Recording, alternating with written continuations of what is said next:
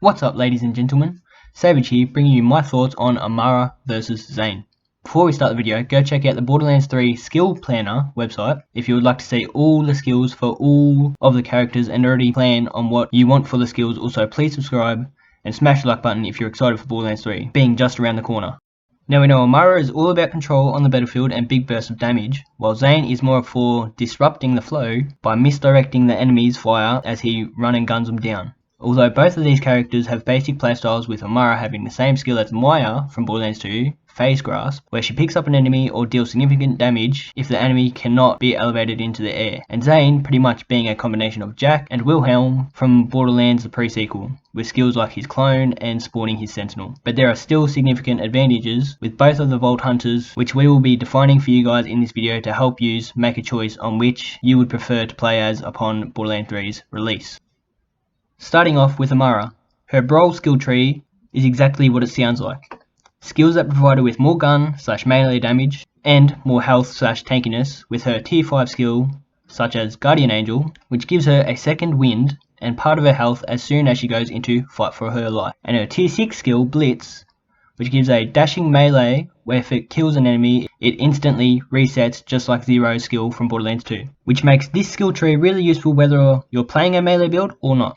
Her second skill tree is Mystical Assault, which is all about Amara building stacks called Rush, which give her certain perks depending on the skills you have in the tree.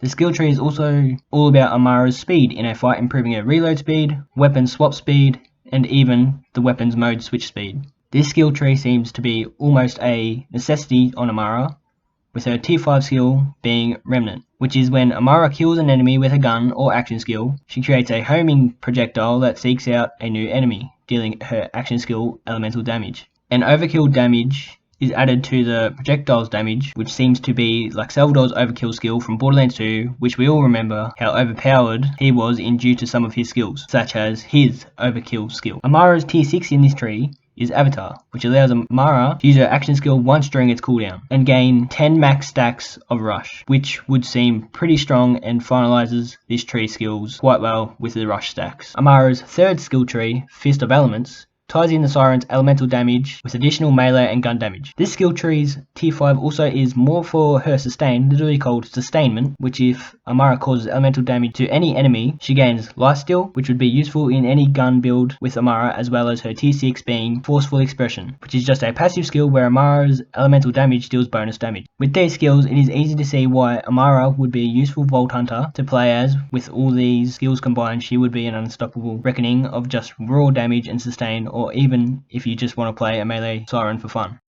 As for Zane's skill trees, his first skill tree, Undercover, is all about his defense by providing him with health regen, damage reduction, just all round passive skills and some kill skills that boost damage and movement speed. Also along with this is his tier 5 skill, Cool, Calm, Collected, which makes it if Zane freezes an enemy using cryo damage, he'll start to regen either his shields, health, or even action skill cooldown depending on the state of his health or shields. Zane's second skill tree, Hitman, is all about his speed and gun damage, which would go hand in hand along with kill skills that would further boost these attributes. He can gain movement speed, reload speed, weapon swap speed, and weapon mode switch speed, also as well as weapon fire rate. The Hitman skill tree is almost a necessity unless you're fighting a boss, then this skill tree is needed for all regular mob farming with all the kill skills, and his tier 6 skill being Death Follows Close, where all his kill skills gain duration and more effects. His last skill tree, Double Agent, is all about Zane's action skill, like his Digiclone and his Sentinel, which the skills would give Zane a buff if he has action skills active, but also can give the action skills a buff at the same time. The tier 5 skill for this tree,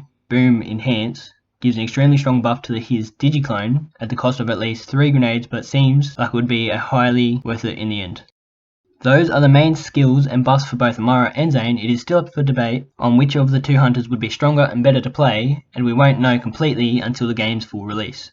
But out of both these characters, based on their skills, my personal preference would be to go with Zane, as his skills work out more in my favour of my personal playstyle, but that is always up to you. I also prefer Zane over Amara due to him being more fun looking in my opinion, and I've never really liked Sirens except for Lilith in Borderlands 1, and also enjoy being able to run fast like I'm some sort of Sonic Well, there's my opinion. Now again, comment below what your preference is and tell me why, as I would love to hear your thoughts on this topic. And also make sure to subscribe and like for more Borderlands 3 content in the future. And I'll see you all next time.